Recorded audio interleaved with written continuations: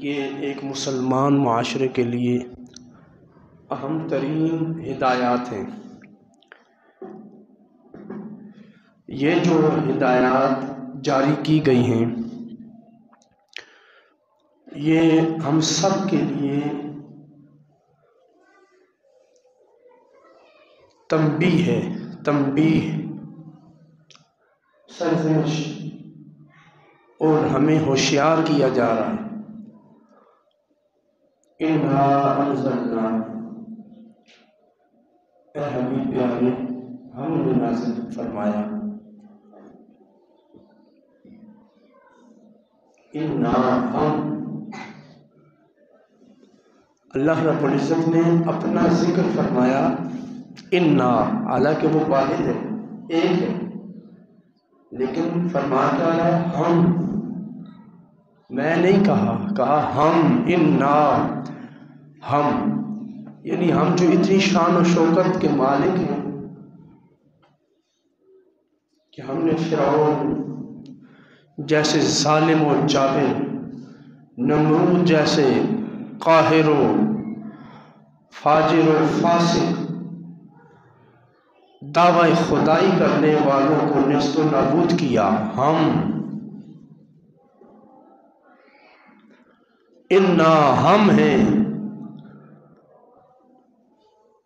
انزلنا، نازل کرنے والے، الیک، آپ کی طرف، الکتاب، قرآن، اے حبیب آپ پر قرآن اتارنے والے، آپ کو قرآن جیسی عظیم کتاب دینے والے ہم ہیں، ہم ہیں۔ اللہ رب العزت کا یہ کلام اس وقت آپ کو سمجھ میں آئے گا جب آپ یہ ذہن میں رکھیں کہ قرآن کو مٹانے والوں نے کتنی سازشیں کی۔ آج ابھی پچھلے ہفتے کی بات ہے، سویڈن کے اندر وہاں کے پارلیمنٹ کے رکن نے قرآن کریم کو سب کے سامنے چلایا، آگ لگائی ہے۔ اس کے بعد ہالینڈ میں بھی یہ واقعہ پیش آیا، قرآن پاک کو جلانے والا۔ تو قرآن پاک کو ختم کرنے والے جتنے بھی آئیں گے ان کے مقابلے میں اللہ کہتا ہے ہم ہیں، اِنَّا أَنزَلْنَا، ہم ہیں، ہم نے اس کو نازل کیا۔ تم یہ سب میں جلا دو گے لیکن یہ سینے تو قرآن کو محفوظ رکھیں گے۔ ہم قرآن کو سینوں میں محفوظ رکھ دیں گے کیونکہ ہم نے اس کو اتارا ہے، یہ کتاب ہم نے اتاری ہے اور سینوں میں بھی ہم ہی اتارتے ہیں۔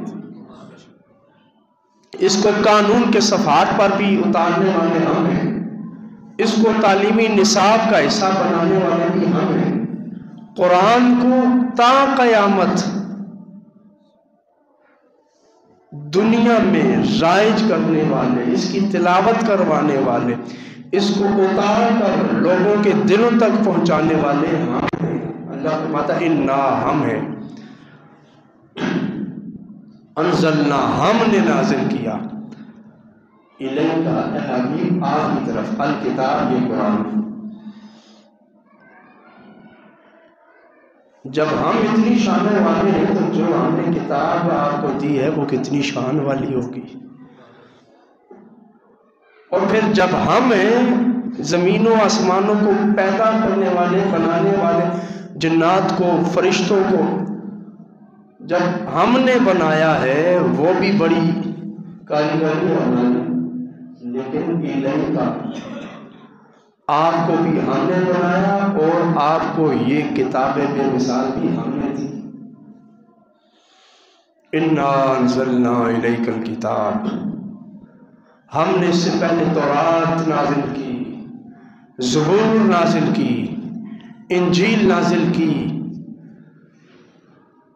قرآن میں اللہ نے قرآن کریم میں تورات کا ذکر کیا، زبور کا، انجیل کا، صحف ابراہیم کا، صحف موسیٰ کا، لیکن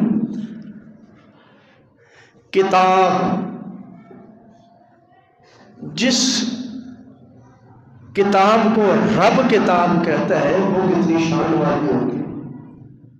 اللہ کہتا ہے یہ کتاب ہے۔ عدالت میں چلے جاؤ تو وہ کہتے ہیں جی ہماری قانون کی فلاں کتاب ہے۔ پارلیمنٹ میں چلے جائیں وہ کہتے ہیں یہ آئین ہے، یہ ہماری کتاب ہے، دستور ہے۔ کوئی مصنف لکھتا ہے یہ میری کتاب ہے۔ تو ہر کتاب کی عظمت، اس کی بلندی، اس کی قدر و قیمت اس کے لکھنے والے کے اوپر موقوف ہے کہ کس نے یہ لکھی ہے، کس کے ذہن کا یہ فکر رسا ہے، یہ عبارت کس نے تیار کی ہے، اس کو دیکھا جاتا ہے۔ آپ جائیں کتابیں لگی ہیں بہت ساری، ایک عام مسلمان ہے بہت ساری کتابیں لگی ہیں، مہنگی مہنگی کتابیں بھی اسٹال پہ لگی ہوتی ہیں، مہنگی مہنگی کتابیں، لیکن جب وہ دیکھتا ہے قرآن تو فوراً اس کو چوم کے ہاتھوں سے لگا دیتا ہے۔ چومی جانے والی یہ کتاب ہے۔ تو یہ کتاب ایک عام بندے سے لے کر ایک اعلیٰ درجے کے بندے تک آپ چلے جائیں، ہر کوئی اس کا معترف نظر آتا ہے، اس کا اعتراف کرتا ہے۔ انگریز جو ہے، عیسائی یا یہودی، یہ تو کافی عرصے سے قرآن کریم کے خلاف لگے ہوئے، اس کی غلطیاں نکال رہے، اس میں مگن ہیں۔ یہ بیچارے کیا کریں گے، کیا غلطیاں نکالیں گے، ان کی عقل کتنی ہے، ان کی زبان، ان کی لغت، ان کا دماغ کتنا ہے۔ وہ عرب کے دماغ جب قرآن نازل ہوا تو لغت کو، عربی کو سب سے بہتر جاننے والے، عربیوں کی یہ بات تھی کہ وہ کوئی چیز لکھتے نہیں تھے، ان کے ہاں شعر و شاعری بھی ہوتی تو وہ زبانی کلام سناتے تھے، ہزاروں شعر انہیں زبانی یاد ہوتے تھے۔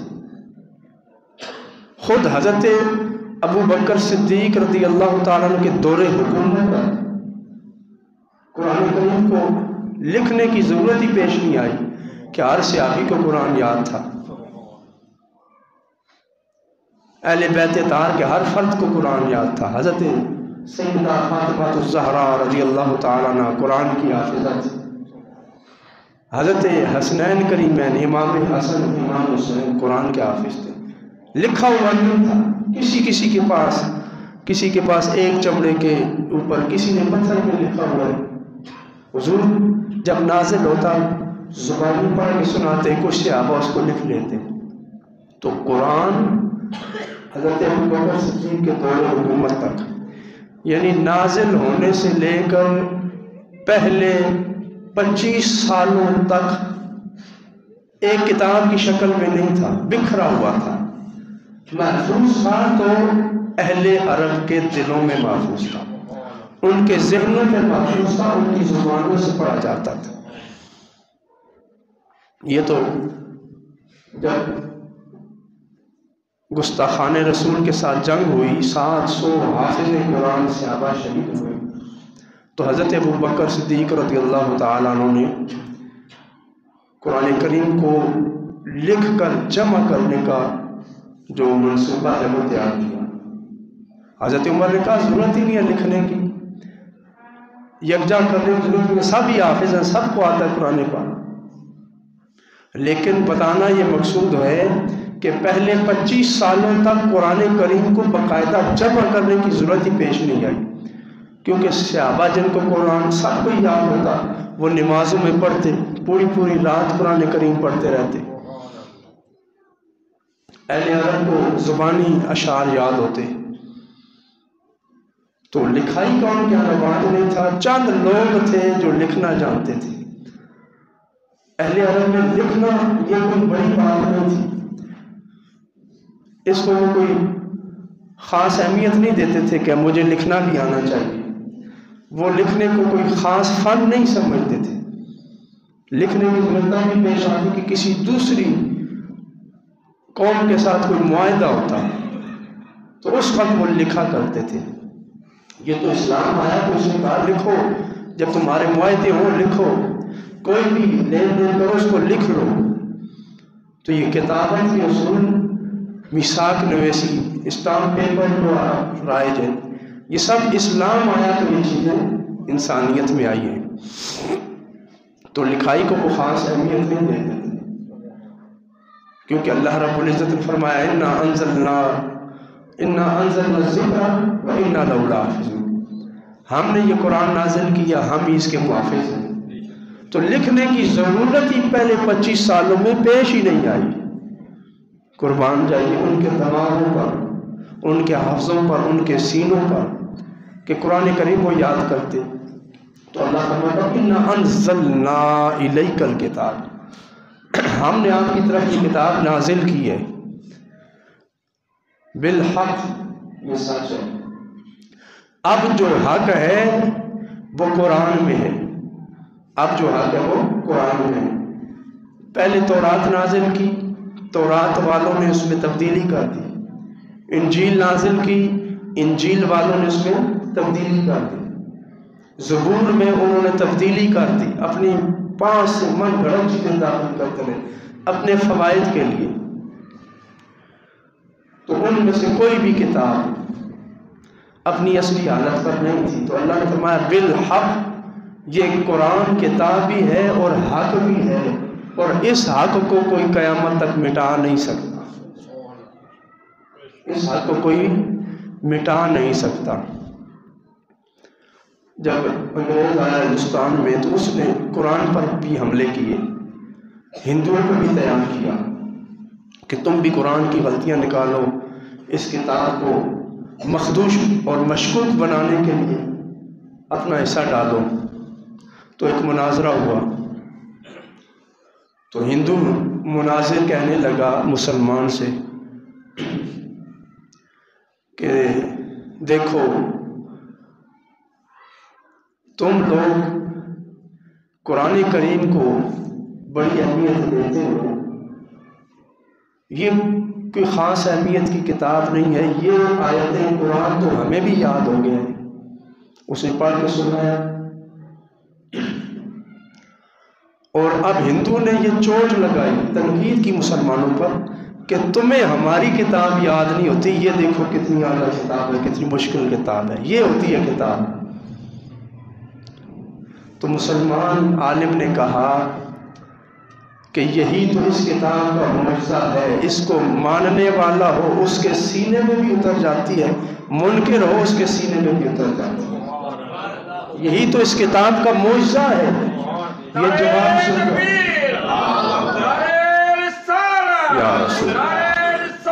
یا رسول اللہ، یہی تو اس کتاب کا معجزہ ہے۔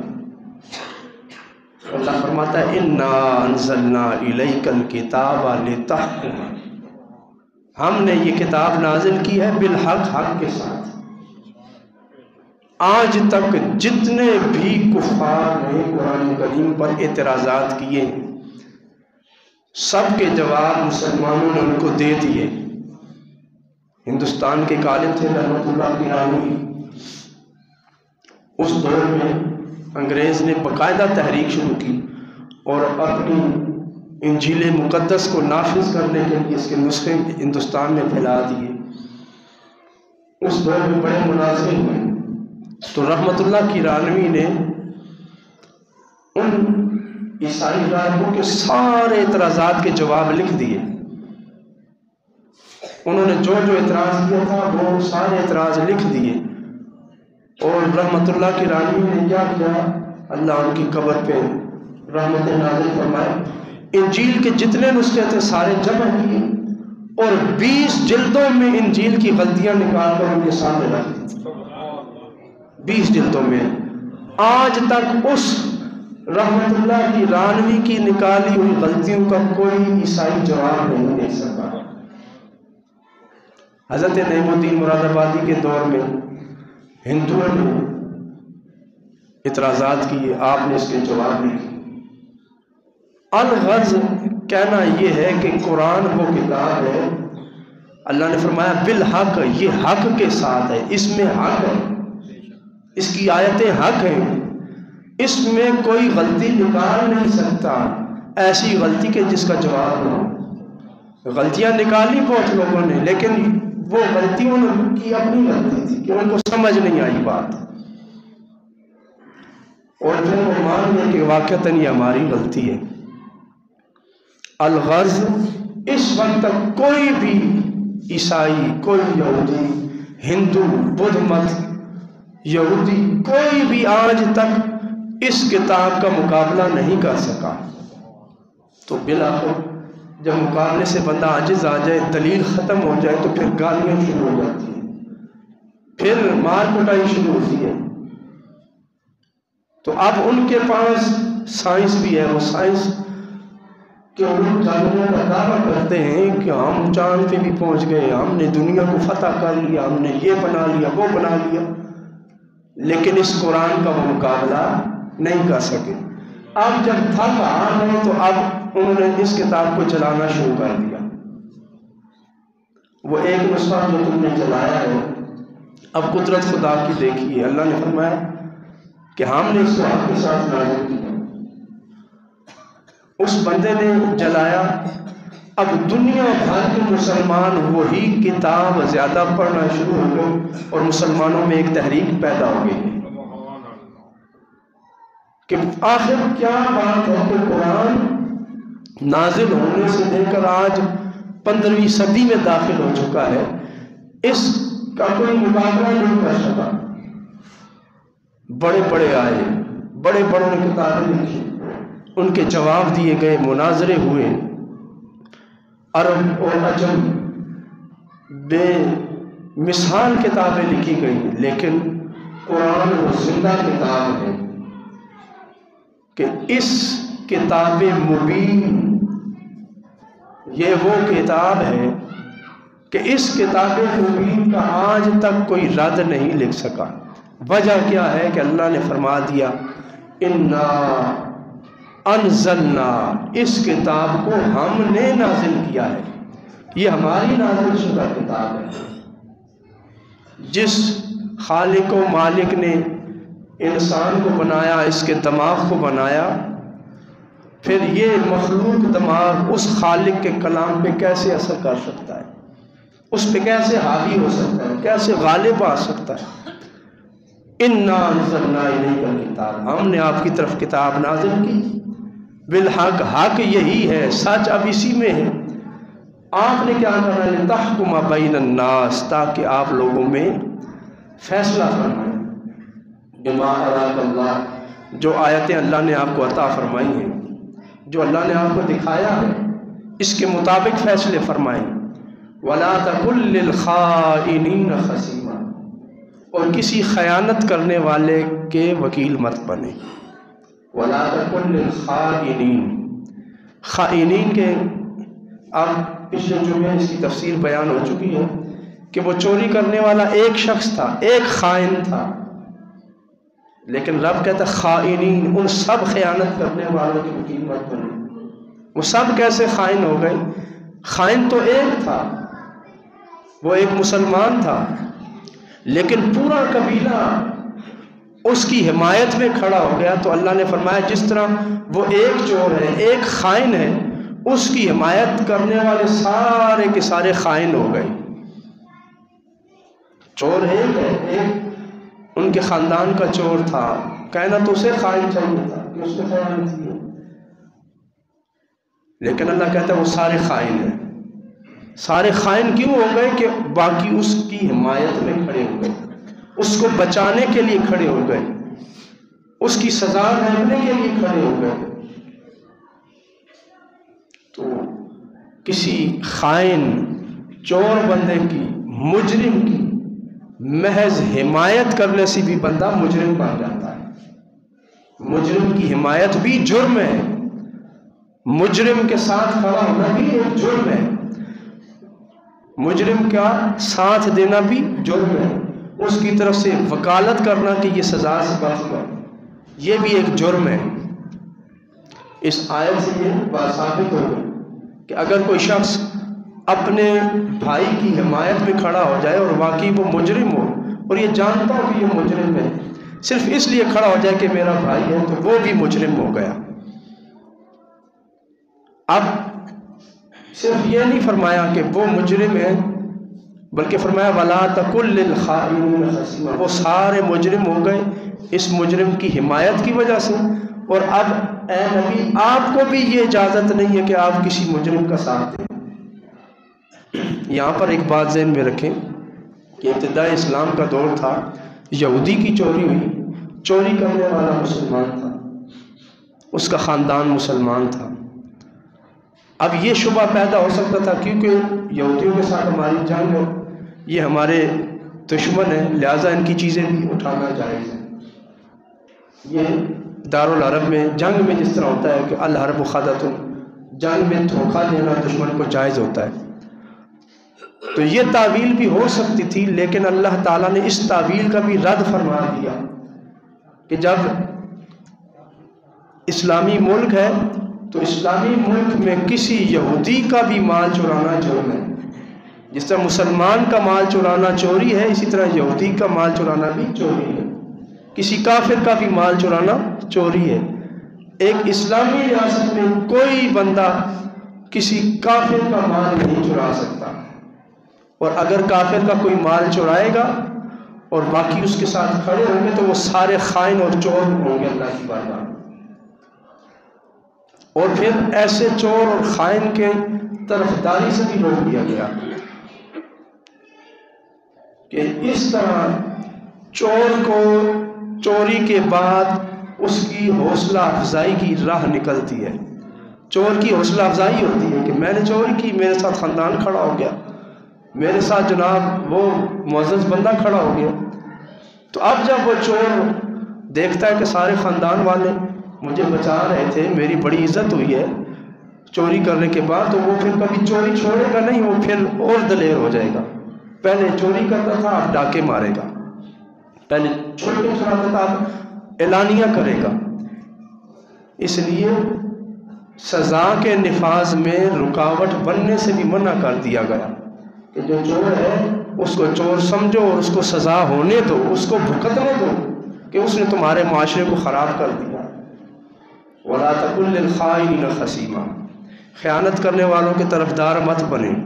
70 سال سے جو ہمارے مال کو چرا رہے ہیں، ملک کی خزانے کو لوٹ رہے ہیں، ہم پھر جب الیکشن آتے ہیں تو ہم پھر انہی کے ساتھ کھڑے ہو جاتے ہیں، پھر ہم کہتے ہیں یا اللہ ہمیں معاف ہی کر دے۔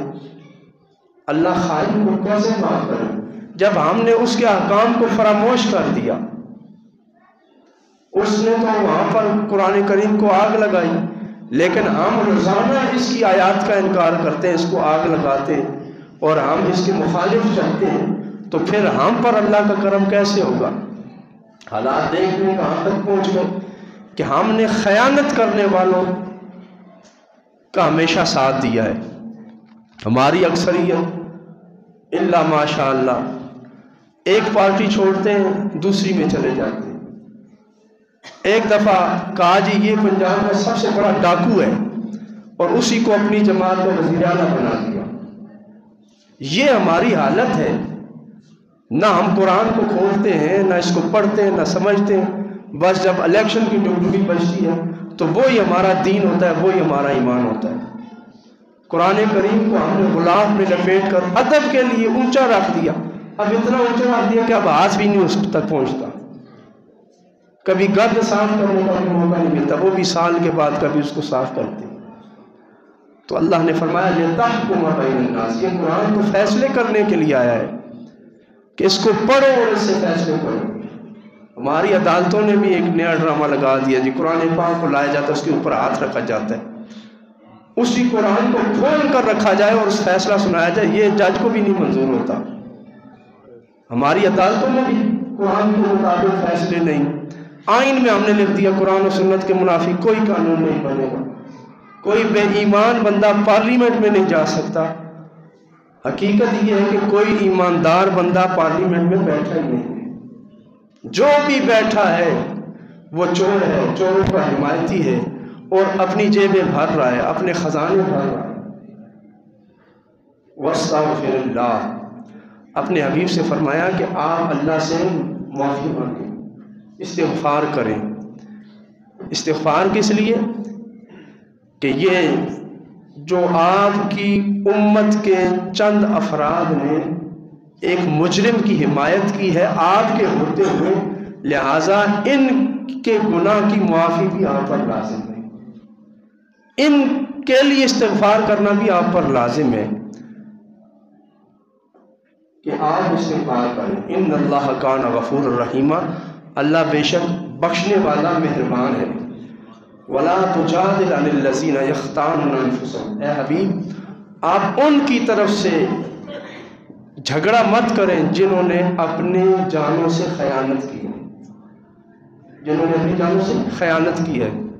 خیانت کیا ہے؟ ایک جرم ہے، چوری جرم ہے، اور جرم کو روکنے کے لیے سب سے پہلے نفس بندے کا حائل ہوتا ہے۔ نفس کہتا ہے یہ کام مت کرو، نیکی کی قوت کہتی ہے یہ جرم مت کر، رک جا اس سے۔ بندہ اس نیکی کی قوت کو جو نفس کے اندر موجود ہے پہلے دباتا ہے، اور اس کے بعد چوری کی طرف، خیانت کی طرف جاتا ہے۔ تو اس لیے اللہ نے فرمایا یختانون انفسهم، یہ اپنی جانوں سے خیانت کر رہے ہیں کہ اپنی نیکی کی قوت کو انہوں نے دبا دیا، جو ان کو روک رہی تھی کہ چوری کی طرف مت جاؤ، خیانت کی طرف مت جاؤ، پہلے انہوں نے اپنی جان پر ظلم کیا کہ جو نیکی کا مادہ تھا، نیکی کی دعوت دینے والی قوت ان کے اندر موجود تھی، ان کا دل، ان کا نفس، ان کا دماغ، ان کا شعور، انہوں نے اس کو روکا، لہٰذا انہوں نے اپنی جانوں پر ظلم کیا۔ ان اللہ لا يحب من کان خوانا نسیما، بے شک اللہ تعالیٰ کسی خیانت کرنے والوں کو، کسی گناہ گار کو پسند نہیں کرتا۔ گناہ گار جب گناہ گاری کی حالت میں ہے اللہ اسے پسند نہیں کرتا، جب خیانت کرنے والا خیانت کر رہا ہے تو اللہ کو یہ پسند نہیں ہے، اللہ کو تو پسند نہیں ہے۔ اس میں درس ہمیں دیا کہ تم بھی اس شخص کو ناپسند کرو جو خیانت کرنے والا ہے۔ تمہاری پسند اور ناپسند کا دار و مدار اپنے تعلق اور رشتہ داری پہ نہ ہو، اس کے کردار سے ہو، اس کے کردار کو بھی پرکھو کہ اس کا کردار کیسا ہے۔ اگر کردار اچھا ہے تو اس سے، اس کی اچھائی کی وجہ سے محبت کرو، کردار برا ہے تو اس کے کردار کی وجہ سے اس سے نفرت کرو، تاکہ اسے خیال آئے کہ اس وجہ سے مجھ سے یہ نفرت کر رہی ہے۔ کل تو باپ مجھے بڑا پیار دے رہا تھا، آج مجھ پہ غصہ ہوا، مجھے مارا ہے، مجھ سے ناراض ہوا ہے، لہذا میں نے یہ حرکت آئندہ نہیں کرنی۔ اگر گناہ دیکھ کر بھی والدین خاموش رہیں گے تو بچے کو حوصلہ مل جائے گا، چلو خیر یہ کرنے میں کوئی حرج نہیں، پھر بھی باپ کی شفقت مل گئی ہے، پھر بھی باپ کا پیار مل گیا ہے۔ تو اس طرح برائی کی جو طاقت ہے وہ بڑھتی جاتی ہے، برائی کو ہم خود بڑھاتے ہیں اپنے کردار سے۔ تو اللہ فرماتا ہے ان اللہ لا يحب من کان خوانا نسیما، اللہ جو 70 ماؤں سے زیادہ اپنی مخلوق سے محبت رکھتا ہے، جب یہی مخلوق خیانت کرے یا گناہ کرے تو اللہ اسے ناپسند کرتا ہے، اسے اپنی رحمت سے دور کر دیتا ہے، اسے دھتکار دیتا ہے، اللہ انہیں پسند نہیں فرماتا۔ لہٰذا تم بھی ان خائنین سے محبت نہ رکھو، ان مجرموں سے محبت نہ رکھو، اور انہیں اپنے سے دور کرو کہ یہ خیانت کریں گے اور تم ان کی خیانت میں ان کی حمایت کر کے برابر کے شریک ہو جاؤ گے۔ تو مجرم کے ساتھ نفرت رکھنا یہ لازم ہے مسلمان پر، کہ اگر مجرم سے اس کے جرم کی وجہ سے نفرت نہیں رکھے گا تو مجرم اپنے آپ کو پھر اگلے قدم کے لیے تیار کر لے گا، اس کا یہ جرم بڑھتا رہے گا، اسے پتہ ہوگا میرا قدم روکنے والا کوئی نہیں ہے، میرا بازو پکڑنے والا کوئی نہیں ہے، سب مجھے حوصلہ افزائی کر رہے ہیں، شاباش دے رہے ہیں۔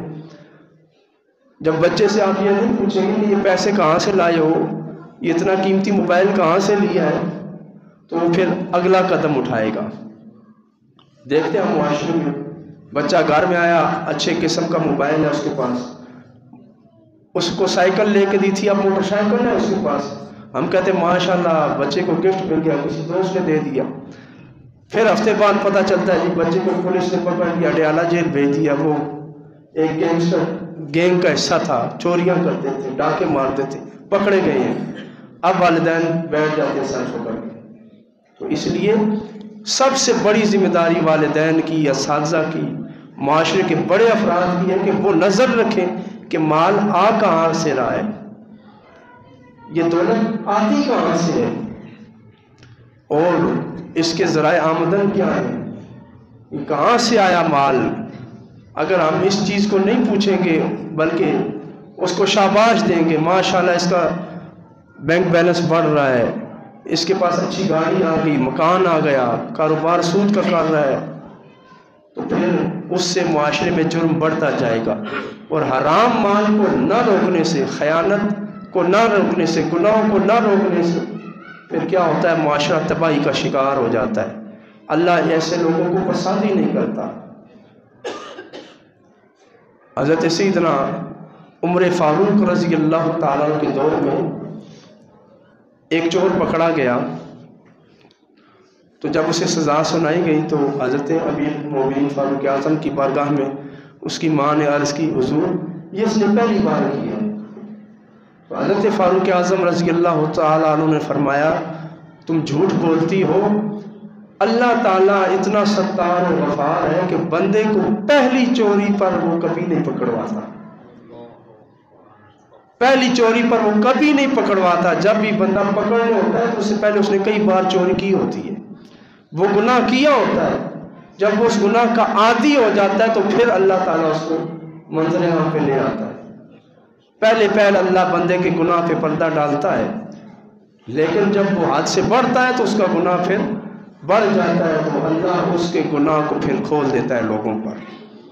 اس لیے فرمایا خوان، بہت زیادہ خیانت کرنے والا، اسیما، بہت زیادہ گناہ کرنے والا، کہ اللہ بہت زیادہ گناہ کرنے والوں کو، بہت زیادہ خیانت کرنے والوں کو پسند نہیں کرتا.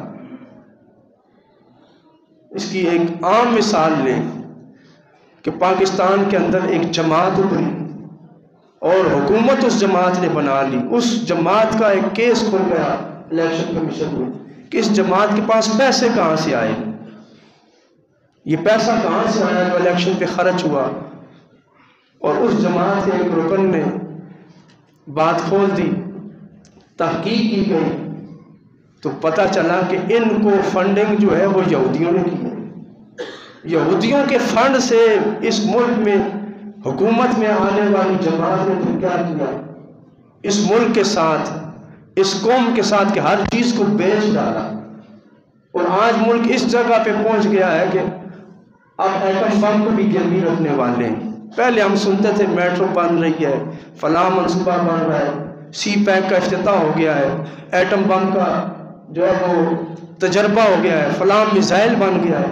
پچھلے 3.5 سالوں میں ایسی کوئی بات نہیں. یہی سنا ہے فلاں چیز بیچ دی، فلاں چیز گروی رکھ دی، فلاں چیز بیچ دی، ڈالر کی قیمت اوپر چڑھ گئی.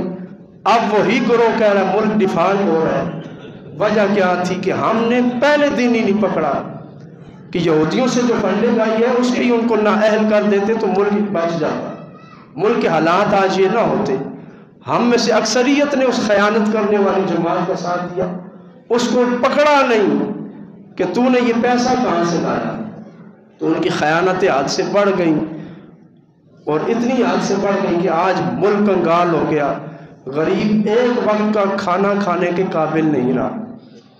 سفید پوش لوگ اب بازاروں میں مانگتے پھرتے ہیں. حالات برے ہو چکے ہیں. جو 2 وقت کھاتے تھے اب ایک وقت بھی صحیح پیٹ بھر کے نہیں کھا سکتے. مہنگائی کا عروج دیکھیں کہاں تک پہنچ گیا.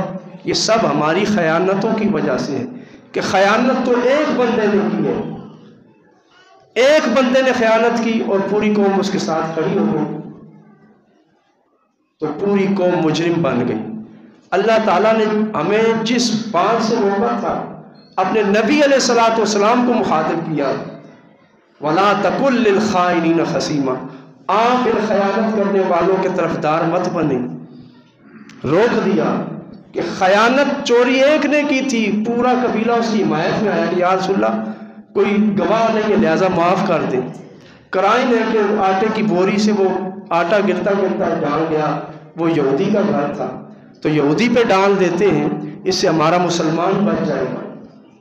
تو ان کی بات حضور نے سنی، صرف اس وجہ سے اللہ رب العزت نے تنبیہ فرمایا وَلَا تَكُن لِّلْخَائِنِينَ خَصِيمًا۔ یہ سارے مسلمان آپ کا کلمہ پڑھنے والا یہ جو خاندان ہے یہ مجرم کے ساتھ کھڑا ہو گئے، سارے مجرم ہو گئے، اور آپ ان کے طرفدار مت بنے کہ مجرم کی طرفداری بھی جرم ہے۔ اور ساتھ فرمایا وَاسْتَغْفِرِ اللَّهَ، آپ اللہ سے اب معافی بھی مانگو، اللہ معاف کرنے والا ہے۔ یعنی خیانت ایک بندے سے ہو گئی، اسے سزا ہونے دو، جب اس کی سزا پوری ہو جائے گی معاشرہ بالکل امن میں آ جائے گا۔ اور اگر سزا میں کوئی رکاوٹ بنے گا، مجرم کی سزا معاف کرنے کا حق کسی کو نہیں، وہ تعزیر جو قرآن اور حدیث سے ثابت ہو گئی۔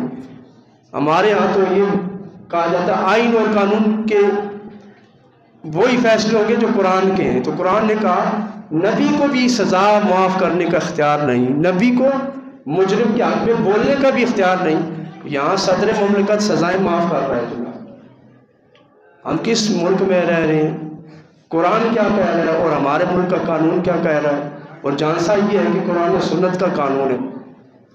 الغرض مجرم کی طرفداری یہ معمولی گناہ نہیں ہے، یہ بھی حرام ہے اور گناہ کبیرہ ہے۔